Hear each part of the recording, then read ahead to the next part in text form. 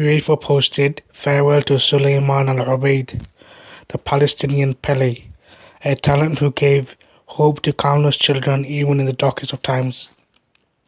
Mohamed Salah replied, "Can you tell us how he died and where? Can you tell us how he died, where and why?" Firstly, I'm going to say often things like this, people posting that later on it turns out they were, or they claim they were hacked and whatever else and it wasn't them or whatever. So that it could be that, and I will still always say that. But I'm going to take it as face value. This is Mohamed Salah replying.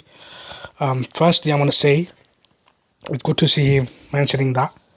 And I believe at the beginning in October 2023, he did give a big donation to Gaza, and he was criticized for that by many people, not just me. I'm sure tens of millions of people would have liked to see him speak up. And also, if there was any chance of him winning the Ballon d'Or, even if you say the two or three other players should have won it more than him, even let's say he would have won it, I don't think now he has any chance of winning it by saying that, which isn't surprising to anyone. Also, this has, over the last almost 2 years, it has exposed the world, many of the world, tens of millions, their hypocrisy, their double standards. Some of them don't even behave like humans. They have no sort of morals. And when children are starved, they're murdered, genocide happens, so many war crimes, it's almost like they have no emotions. And not only do they care, they don't care. They don't want people to care. So if you care, they don't want you to kind of do things about it. So that's one thing. Secondly, so and I'm gonna keep calling them pigs because that's what all I feel they are. There's something, they're more than pigs, then tell me and prove to me how they're not pigs. And of course, I don't mean literally they're human form because you see them, but they're behaving like pigs that roll in their trash and don't care about anyone else. Because a lot of these pigs, they were crying over Diogo Jota passing away, and that's fine. They can cry over him passing away and his brother as well, and not just the fans, the club as a whole, and other clubs and Premier League and whatever else. And then now these same people, they don't care. Why don't you care?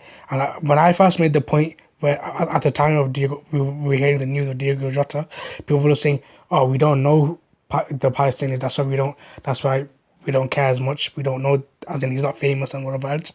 Now you are knowing, and plenty of people are letting you know, including UEFA. Now what's your excuse? There is no excuse. You're just a pig. You are behaving like a pig. You're in your own filth and you do not care. The only people who look a certain way pass away, you care about them. This is a footballer, or was a footballer. You don't care now. You have no excuse. You know about it, and you still don't care. And these fans, so-called fans, they've been exposed now. Every time someone else kept getting exposed, they have excuses, and their excuses get obliterated. However you say that word, I'm not going to even try and say it because I'm not even bothered. But these people, every time they make an excuse, and then we uncover their excuse. And the latest excuse was, we don't know about these players, they're not famous, so that's why we don't care as much and we don't know about them as much. Now you know about it. People like UEFA are posting about it, other people are posting about it, Mohamed Salah is posting about it, others are posting about it. You know about it and you do not care about it. Just say it. Instead of making these silly excuses, just say you don't care and you're behaving like a pig, and that you only care about what you want to care about and you're not caring about humanity as a whole.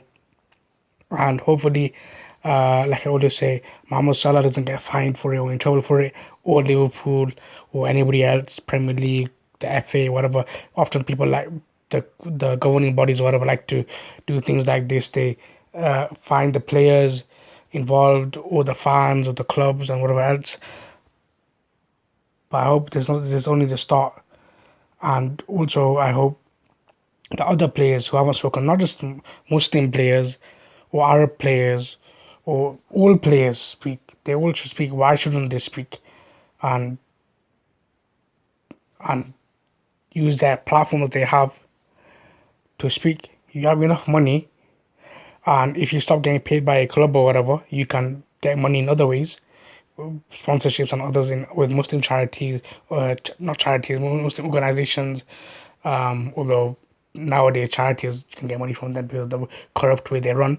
Muslim organizations, and also if you speaking out, you get your contract removed or whatever, you can take them to court. And players like Anwar Al Ghazi have successfully won because there's nothing wrong with what he said, and players should be saying these stuff. They should be saying this stuff, and people, they can. And I've spoken more than I should, but I'm going to keep speaking. Certain players can talk about Ukraine, nothing happens, and then people speak about Palestine. Oh, don't speak. We're going to give you a warning or tell you about your conduct, or you're going to get this and you're going to get that. And then to make it even worse, people who say X, Y, Z about Israel, and even they say things that directly or indirectly say just wipe everyone out or whatever, they don't get in trouble. But if you speak about Palestine, you get in trouble, and then things like this is why people don't speak. Hopefully, it's the beginning, and lastly, I hope the Liverpool players, just how they supported Diego Jota and his brother in terms of their families and whatever else, and as a football community, if Mohamed Salah gets a fine or whatever, the players in the squad, they should support him and come together and say, no, this is not acceptable. He's the best player in the club, probably arguably one of the best player in the history of the club, in the history of the Premier League, one of the best players, if not the best player in African player ever, the best Muslim player, so many other things. We're gonna stand by him, and not just because we're gonna stand by him. We're gonna stand behind him because we are humans and we care, and more things like this more need to happen. And ultimately, red card to Israel, whether it's international football, European football, in terms of club competitions. Israeli clubs should not be in any football competitions or any sports whatsoever. Nobody should be playing them. Nobody should be giving them a platform. And if everyone did that internationally, not just in sports, in everything, absolutely everything, every club, absolutely all ties with them, they would have nothing, they'd absolutely fall apart, and that's the only time that they would listen. And even then, they might not listen. I wouldn't be surprised, but this is the only way. People have tried so many other ways, and that's not going to work. You're going to need to cut off them completely in every single way, and not once everything is over, then we'll have ties with them again. No ties with them ever again.